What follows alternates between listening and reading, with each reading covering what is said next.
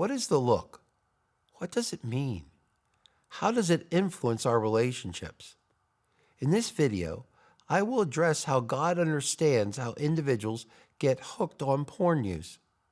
We will address numerous ways porn influences our ability to adapt, have positive relationships, and develop our potential. God, if we ask Him, is willing to be our personal development coach and work with us so that the identity emptiness that many struggle with will be filled with His love and not pornography.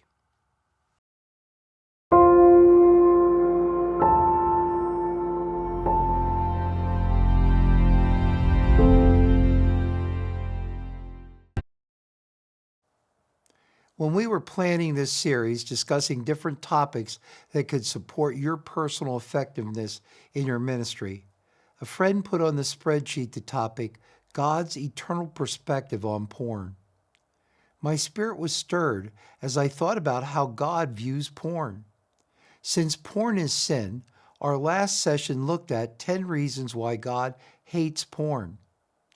That session could have been an hour and a half, and we wouldn't have run out of ideas regarding how God hates porn and because God hates what destroys us. In these equipping sessions, you will hear a lot about the reasons for porn use and the responses to help those who struggle with this issue. Today we will look at how God understands our use of porn and works as our personal development trainer to free us from what enslaves us. God understands that, number one, porn disrupts our relationship with the opposite gender. For to protect the hearts of the women that you care about, your daughters, your sisters, your wife, all women must be respected. Sadly, every woman in life has experienced what's called the look. Ask her about it. She'll tell you.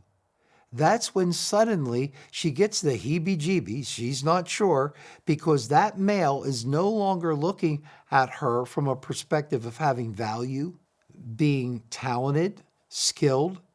She is seen for her body and how it can be used in that male's life temporarily as he sexualizes her on the spot.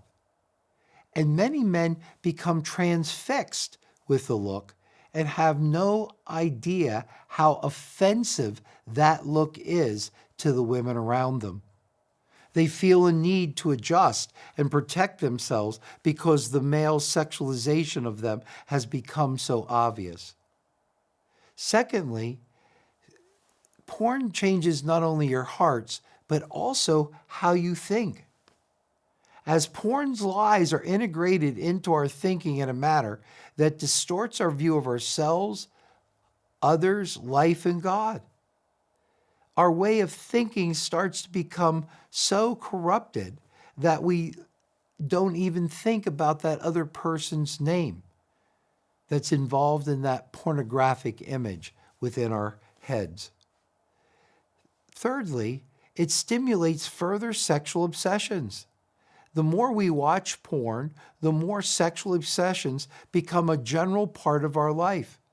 It limits our ability to live out Philippians 4:8, which says our minds are to dwell upon whatever is true, honorable, just, pure, lovely, commendable, excellent, or worthy of praise. Those descriptions are not describing porn. It's inconsistent. And when we allow our sexual obsessions to increase, those positive aspects of God get pushed out of our lives. Porn desensitizes its participants from being able to enter into a relationship where they can truly become known and know the other.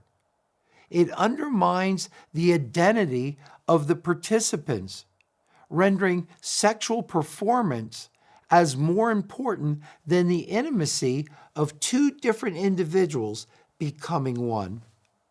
Porn burdens future sexual encounters with unrealistic expectations and competing images of sexual acts and partners. It denies the story of each other. It denies the heart of each other. It denies the ability to creatively demonstrate our love in a way that gives our sexual encounter meaning and emotional depth. Every time we give ourselves to someone sexually, it should have a sense of meaning and depth and be blessed by God in a way that makes it unique and allows for creative exploration as each feels a deep sense of affirmation as a result of being close to the other. Porn makes preeminent the sexual reflex that restricts each individual's ability to control their future sexual expression. The brain's chemical responses to stimulation of porn become so reinforcing that a rigid pattern of those neuron pathways is created, so that eventually when someone tries to function in a very real, emotionally relevant and connected manner, there is a different competing variable, for they're so used to being able to think about sexuality in a certain kind of rigid routine. In that way, believe it or not, porn is a subtle form of sexual castration, as future sexual performance and opportunities can be restricted through porn use. I often write many of my books in public places, and in Ocean City, New Jersey, I'm known for going into restaurants for 3 to 4 hours at a shot and writing on various issues that you can check out what I've written and Live Up Resources. And a young man asked me a while ago, "What are you writing on?" As I was walking up to the register to pay. And I looked at him and suddenly realized what I had been writing on was about pornography. And his boss was standing there, or maybe his father, I couldn't tell. And I said, "Well, do you really want to know?" And he said, yeah. Tell me. I want to know what you were writing, man. Any subject, I got this. And I said, "Well, I was writing about pornography and how it affects young men like you." And he looked at me, not missing a beat, very confidently, and he said, "Well, we men need sexual release on a very regular basis. It's almost like he wanted to say, it's medical, that." And I said, "Yeah, but," I said, "what I struggle with is why, through the ritualization of porn, it limits your ability to function in a caring relationship with the real thing.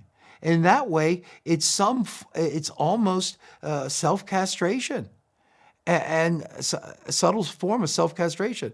And not missing a beat, he looked at me and suddenly said, well, Roy, when you're as attractive as I am, there are so many different women, I don't have to use pornography much. Now, I didn't believe that story. He told it in a way that he didn't believe that story, that he was the Don Juan of Ocean City, New Jersey. And his boss or his father was smiling right behind him in a way that he didn't see. But this is the concept of how males have learned to measure themselves in terms of making sexuality more important than all the other aspects of who they are. And pornography has a cost to it that they do not recognize what's going to happen eventually. Porn leads to increased variety and intensity of sexual stimulation to achieve the exact same response. It's called habituation. And as a result, the drug has to be entered into. Things have to become a little more exciting because porn never fully satisfies, because it is not what God intended. God intended sexuality and meaning and relationship all to merge in a beautiful experience that takes the person out, the two people out of some of the present everyday reality struggles in order to focus on and appreciate each other in a deep fashion. Unfortunately, porn is an entrance drug to further risky, demeaning, and harmful sexual actions. Not everybody that gets in trouble who watches pornography gets in trouble legally, but everybody who gets in trouble legally begins a lot of their sexual obsession based on regular porn use. Porn hides the real developmental issues that need God's guidance, encouragement, and confrontation. Oftentimes, men are afraid of women. They struggle with how to relate to women who are different from them. It has been said in a book you just don't understand that the average 5 or 7 year old girl thinks more like an adult woman than an adult man thinks like an adult woman. We communicate differently. Language means something different. And as a result, men need to learn how to work through and relate to women and see their skills. And instead, because of pornography, sometimes they don't face and grow in that particular way, the way they should, because they can go over and get that controlled, needed fix temporarily. Our need to satisfactorily deal with the emotional traumas, abuse, limited social skills, and the ability to express ourselves or how to control our regulate our emotions and our ability to be empathic with each other all need to be developed, and the amount of porn use that we get involved in limits our ability to grow in that way, as well as it changes and affects our next pleasurable sexual encounter. Porn creates a sexual trance that is triggered by various experiences which set up a compulsive routine. Freedom of choice or hearing from God is diminished as that addictive cycle takes precedence. This is why Joseph ran from the seduction of Potiphar's wife rather than staying around to have a discussion with her. He knew about his sexual reflex. He knew about his sexual desires, and he respected those and knew that it was better to stay away from trouble than become involved in trouble and then attempt to extricate himself from that later. God understands that limiting your porn use and becoming recovered from porn use and becoming free from it is a part of a journey that each individual must face at some point in their life.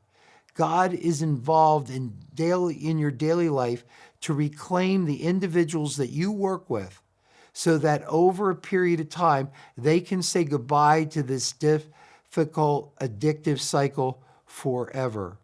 We won't see areas where we need to improve if we continue to defensively attempt to become perfect overnight. Growing with God through recovery of porn use often takes a period of time and other relationships to support us so that together with God's help, we can become free.